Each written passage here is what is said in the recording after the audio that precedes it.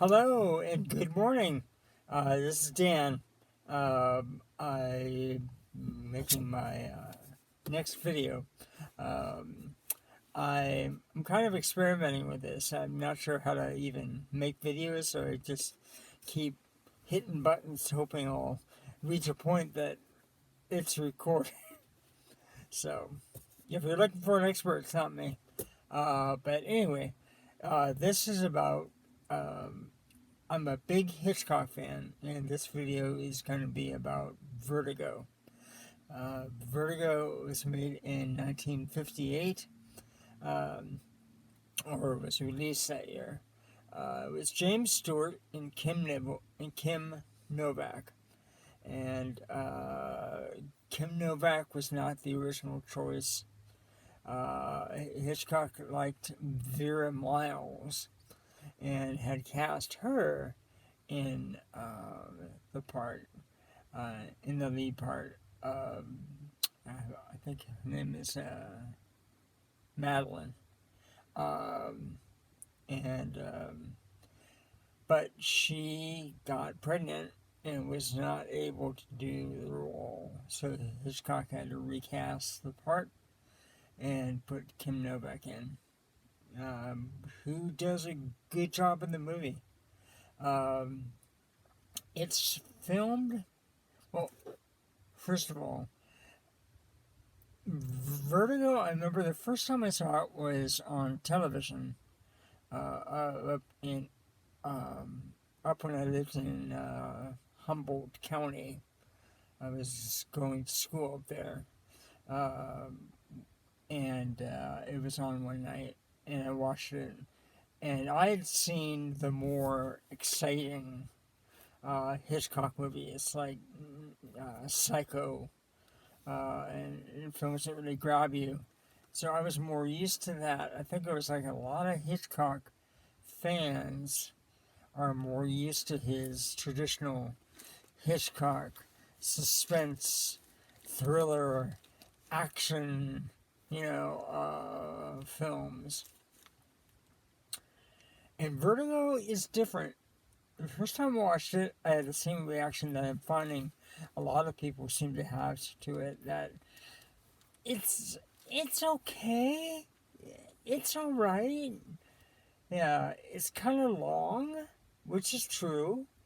It was. I think the running time is like 2 hours and 10 minutes, or 2 hours and 15 minutes, which is good if there's a lot of action in the movie, a lot of things happening to captivate you.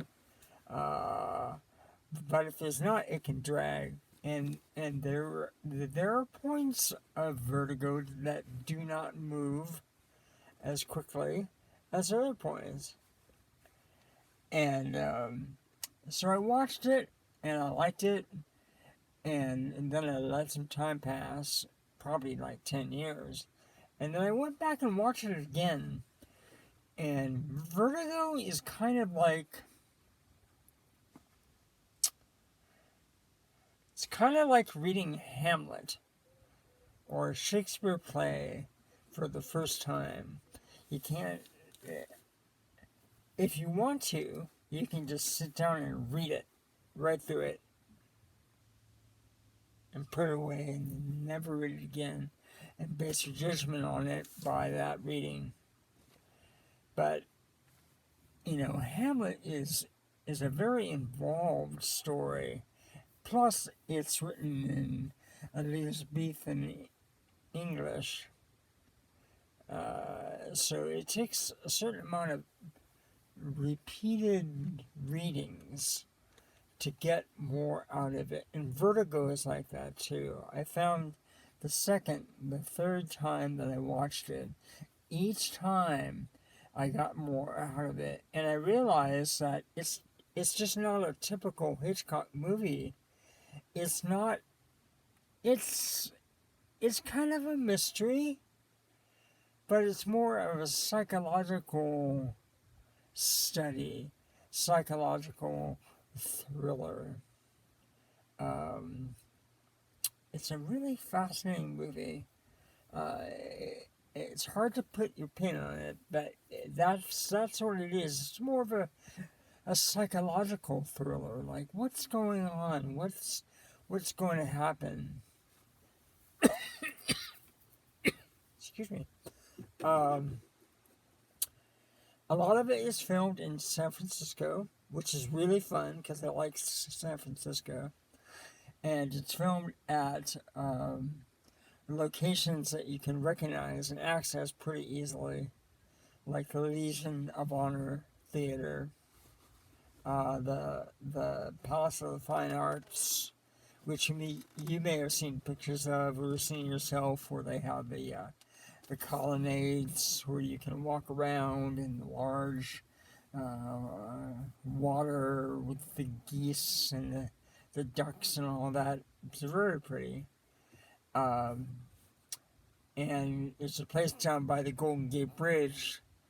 I think it's called Hunter's Point. Hunt Point, down underneath the bridge on the San Francisco side. So it's all places that you can find pretty easily.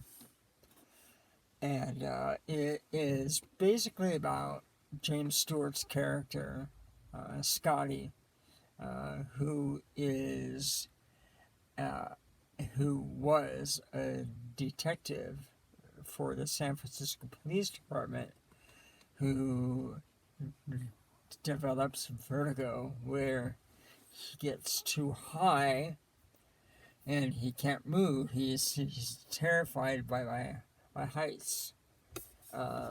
There's a wonderful sequence right at the start where he's working with this policeman. They're chasing this bad guy across the rooftops of San Francisco, and at one point he reaches a point that he's trying to hang on because he's desperately afraid of heights, and Jim Stewart's great at portraying them.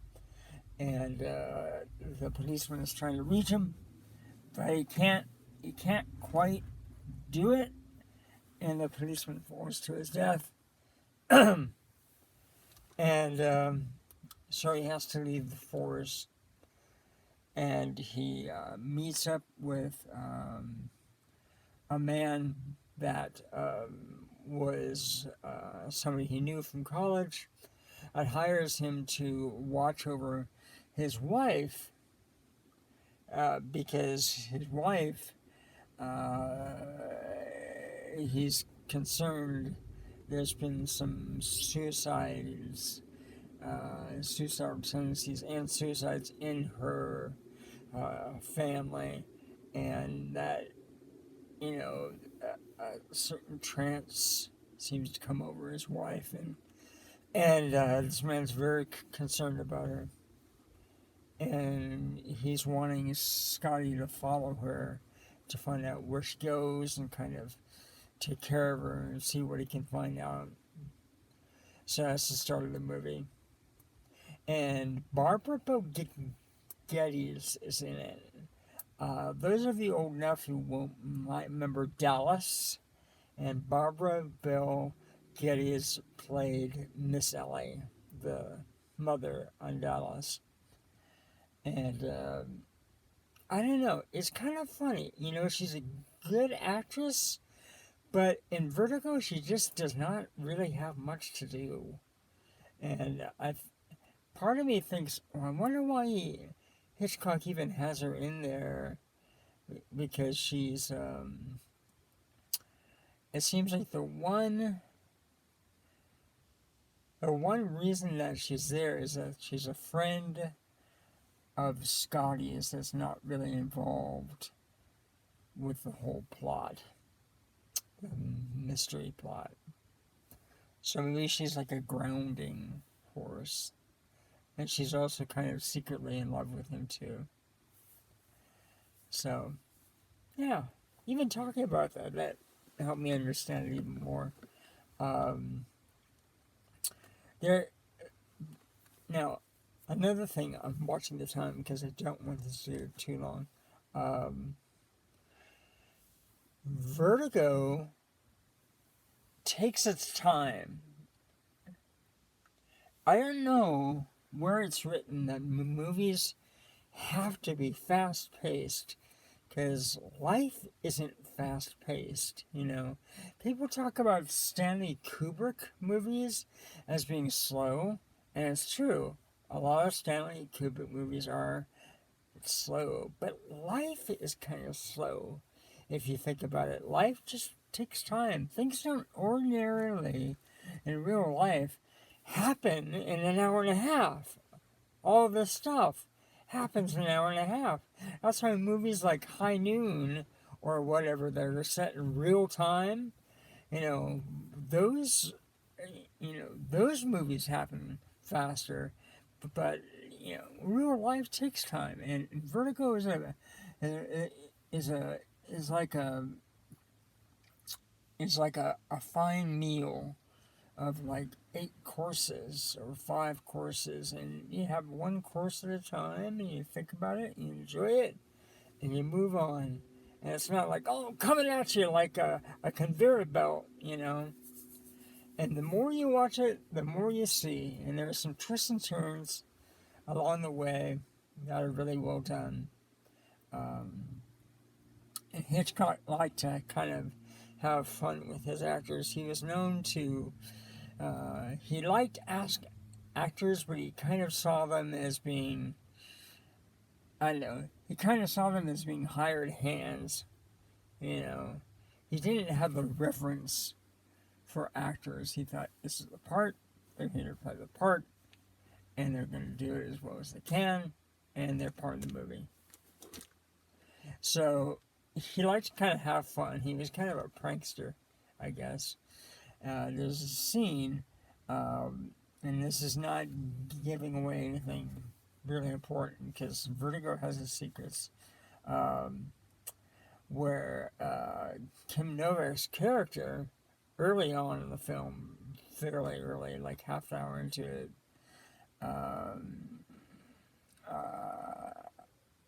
attempts suicide, and she jumps into San Francisco Bay.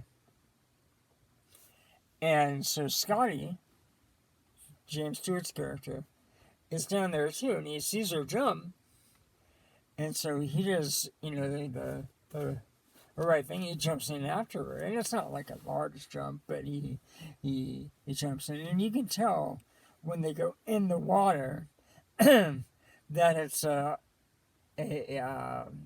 tank that they made for the movie. It's not really San Francisco Bay. It looks good. It's a nice tank. You know, it's well done, so it kind of looks like it, but it's not, you know, really the bay. For one thing, the water would be very cold and they'd be freezing.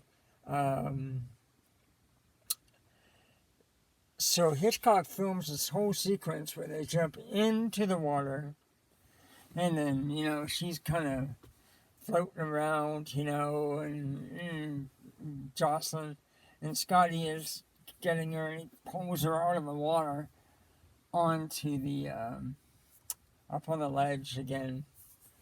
And Hitchcock apparently goes, cut. Sorry, something went wrong. We have to do it again. So, you know, they put on dry clothes.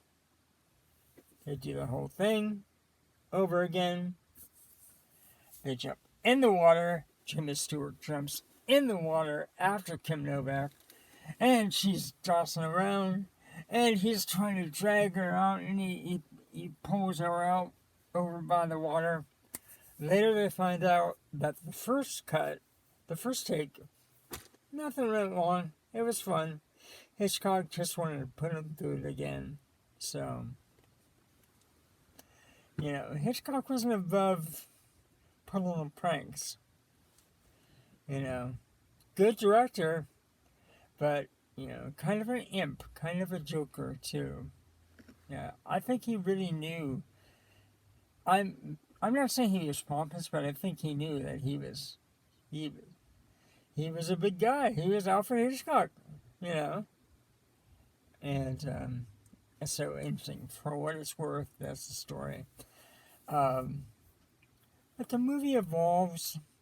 Uh, there's a lot of the plot that I won't get into because it just gives away a little bit too much. But Scotty becomes more and more fascinated with the whole story. And there's a, what was I going to say? Yeah, there's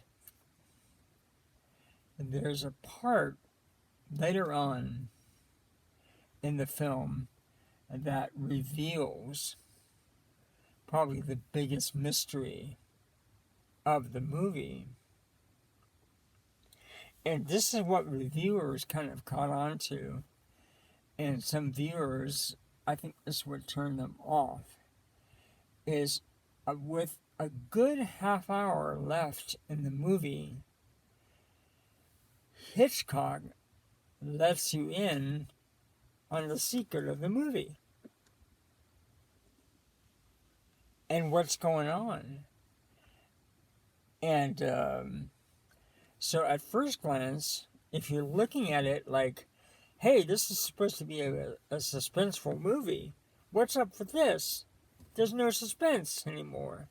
Well, maybe, maybe not. You know, it's still going on. There's still more to it. And if you were to, for whatever reason, just turn the movie off at that point and think, well, now we know what there is to know. You don't know. You gotta see how things play out. The after effects of this resolution. So I think people kind of prejudge that point in the movie. They think, well, the cat's out of the bag now. You know, no use watching it. No, it's finesse. It's layered. Vertigo is a layered movie. Just more, and just when you think it's about over, it's not. There's more and more going on. And that's what's fascinating about Vertigo to me, is every time you see it, there's more that you didn't notice the first time. So if you look at it, a kind of a superficial, I don't really want to work too hard. I just want to watch the movie and be entertained. That'll happen. But the more you watch it, and you'll see these comments online a lot, the more you watch it, the more you enjoy it, because the more you notice. And that is the magic of Vertigo. You can watch it 10 times and learn something more and see something you didn't see before. It's a fascinating movie. I really recommend it. If you haven't seen it, you watch it. If you have seen it, I would watch it again. And that is it. There will probably be another video about Hitchcock movie coming soon. Maybe The Birds or Psycho, because those are really good movies too, along with other movies too. So, for now, this is it. Hope you have a good Sunday, and I'll talk to you soon, and I'll see you soon. Bye.